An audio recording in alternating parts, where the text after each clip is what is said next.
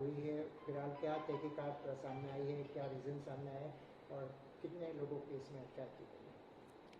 कल शाम की जो टीआरपी गेमिंग जोन में जो घटना घटी है, उसकी इन्वेस्टिगेशन को आगे बढ़ाते हुए कल रात तक हमको 27 डेड बॉडीज़ रिकवर हुई थी, जिनको सिविल हॉस्पिटल में शिफ्ट किया गया था। और उनके सभी डेड बॉडीज़ में से डीएनए का सैंपल लेके और उनके जो रिलेटिव्स हैं उनका भी सैंपल लेके सुबह अर्ली मॉर्निंग 4 बजे ये एफएसएल गांधीनगर के अंदर सैंपलिंग के लिए वो भेज दिया गया है और उनकी मैचिंग की कार्रवाई अभी चल रही है।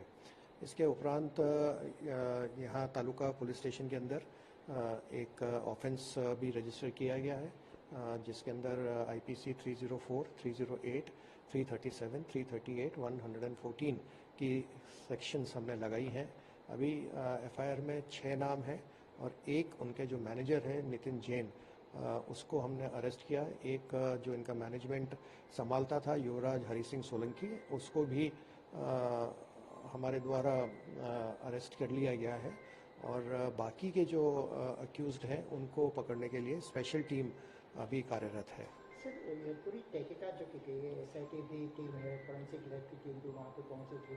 फिलहाल क्या वजह सामने आई है, कुछ आपके इंट्रोगेशन में क्या सामने आया? जो अभी प्रथम दृष्टि से जो इन्वेस्टिगेशन किया गया और एफएसएल के अधिकारियों द्वारा, फायर ऑफिसर्स के द्वारा जो स्थल मुआयना करके जो उन्होंने हमको इन्फॉर्मेशन दी है, उससे ये लग रहा है कि वहाँ पे कुछ फैब्रिकेशन का काम चल रहा था और उस फैब्रिकेशन के काम में शायद कुछ जो वेल्डिंग के काम से आग वहाँ लगी है और वहाँ पे बहुत कुछ ऐसा इन्फ्लेमेबल मटेरियल था जिसने बहुत जल्दी वो आग कैप्चर हो गई और पूरे गेमिंग जोन में वो आग फैल गई। सर, एक बात सामने ये भी आई है कि वहाँ पे डीजल और पेट्रोल का भी जत्था पड़ा था, क्या इनकी नहीं, वजह से ये आपको इसका भी बरामद कोई करना कोई पड़ा? एविडेंस नहीं मिला कि वहाँ पे कुछ उन्होंने स्टोरेज करके रखा हुआ था।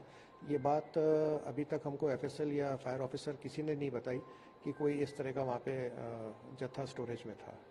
सर, कितने डेट सामने आए, क्योंकि बहुत सारे कंफ्यूजन भी है, 28, 35 और किस तरह देखिए, से? अभी अब इस घटना को लगभग 24 घंटे होने को आ गए हैं।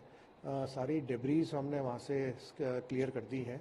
उसमें कल रात के बाद हमको कोई और डेड बॉडी अभी रिकवर नहीं हुई है, ना ही हमारे पास कोई और मिसिंग की कंप्लेंट्स आई हैं।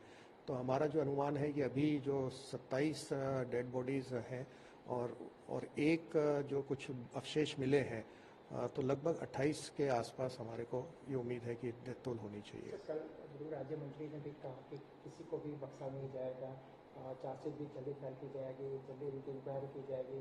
किस तरह से आप इस तो ये जो आज गुनाह दाखिल हुआ है उसके लिए एक स्पेशल इन्वेस्टिगेशन टीम 9 जनों की बना दी गई है और हम कोशिश करेंगे कि जल्दी से जल्दी इसका इन्वेस्टिगेशन पूरा हो।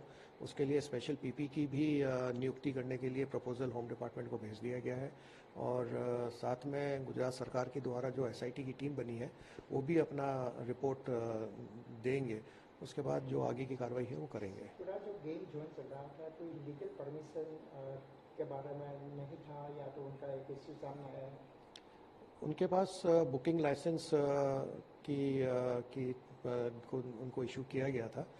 अभी जो फायर एनओसी का जो एक प्रश्न है उसका भी इन्वेस्टिगेशन हम इसके साथ साथ करेंगे। सर, ये कितने लोगों के डीएनए सैंपल भेजे गए, कब तक रिपोर्ट आई? ये 27 डेड बॉडीज़ जो हैं उन सबके सैंपल्स भेजे गए हैं और हमको कहा गया है कि क्योंकि ये डेड बॉडीज़ थी, उनके ब्लड में से नहीं डीएनए मिला है, वो बोन मैरो के अंदर से हम लोग ने डीएनए एक्सट्रैक्ट किया है। तो लगभग 36 से 48 घंटे का उन्होंने टाइम हमको कहा है। सर, जो 2 लोगों की अभी कैद की गई है, उनका क्या कोई ट्रैक हिस्ट्री रहा या इसे कहीं? नहीं, ऐसी कोई उनका और कोई गुनाहित इतिहास नहीं मिला है हमको। ये हमको एक उनकी जो नेग्लिजेंस है वो सामने आ रही है, कि जो वहाँ वो काम चल रहा था तो उस काम को उन्होंने उसमें थोड़ी सी और एहतियात उनको रखनी चाहिए थी। सर, ये जो पकड़े गए आरोपी है, इनको कब कोर्ट में पेश किया जाएगा? कल सुबह।